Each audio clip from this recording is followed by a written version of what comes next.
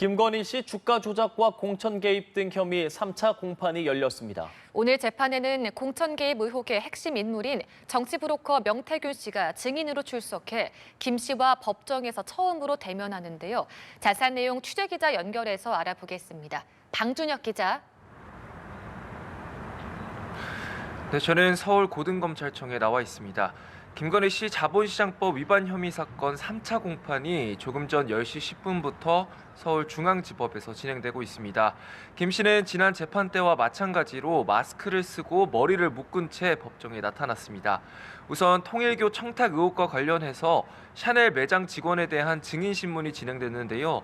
증인으로 출석한 문모 씨는 샤넬 매장 직원으로 2022년 당시 김건희 씨 비서인 유경옥 전 행정관의 샤넬 가방 교환 업무를 직접 응대한 인물입니다.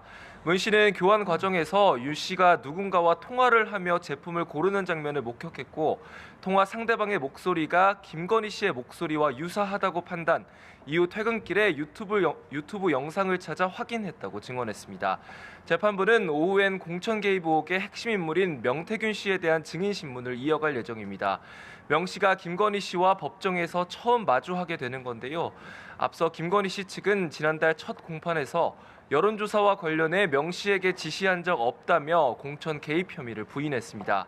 특검팀과 변호인단은 명 씨를 상대로 김건희 씨로부터 김영선 전 의원 공천과 관련한 구체적인 지시를 받았는지 등을 집중 추궁할 걸로 보입니다. 해병특검 수사 상황도 알아보죠. 방 기자, 내일 임성근 전 해병대 1사단장과 이종섭 전 국방부 장관 등 핵심 피의자 7명이 동시에 구속심사를 받는데요. 특검팀이 영장 심사 준비에 총력을 다하고 있다고요? 네, 그렇습니다. 해병특검은 오늘 오전 경북경찰청과 경북청 관계자들을 상대로 압수수색에 나섰습니다.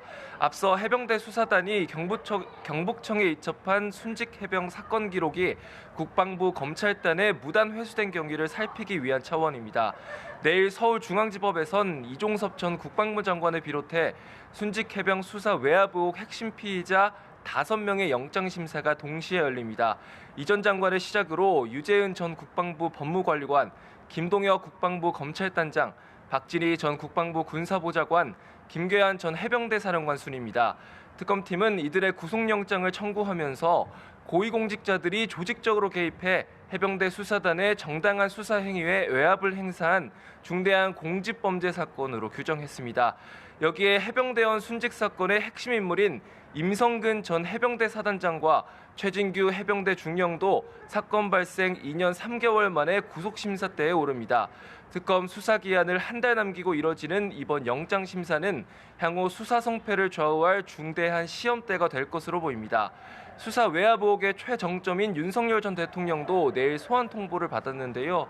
윤 전 대통령 측은 아직까지 조사에 응할지 결정되지 않았다면서 오늘 변호인 접견을 통해 방침을 정할 거라고 밝혔습니다. 지금까지 서울고등검찰청에서 연합뉴스TV 방준혁입니다.